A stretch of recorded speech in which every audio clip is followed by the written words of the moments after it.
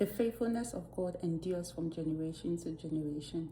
You can trace down the history of the fathers of faith and you realize that although he might have dealt with each one of them differently, the promise remained the same.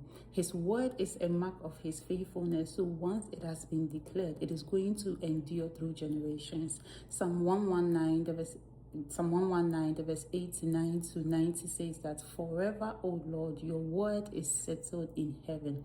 Your faithfulness endures to all generations. You establish the earth and it abides forever.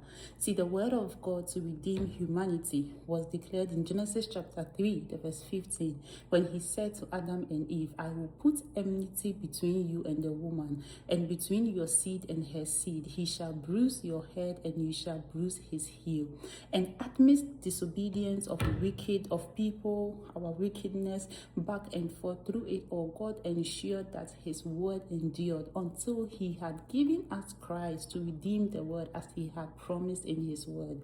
Whatever that God has spoken to us, for as long as he has declared his word, his faithfulness has been marked in our life. And the only way we can carry it from generation to generation is to ensure that we pass on the principles that is accompany the promise to our children, and then they pass it to their children's children. It is the only condition which will ensure that the generations, our legacy will continue through our bloodline or our family line and be passed on to our children. Because when you look at Eli, he was cut off from what God had promised him before because he honored his sons above the word of God. According to 1 Samuel chapter 2, the verse 27 to 36, when it gives us account of the word of God coming to Eli to let him know that because of what he has done by exalting his sons above the ways of God, above the instructions of God, what God promised in terms of the priesthood will be taken from him. Do not be a victim of that. Ensure that as a parent, as a mentor, your legacy is carried on by the bloodline by passing on the principles of God.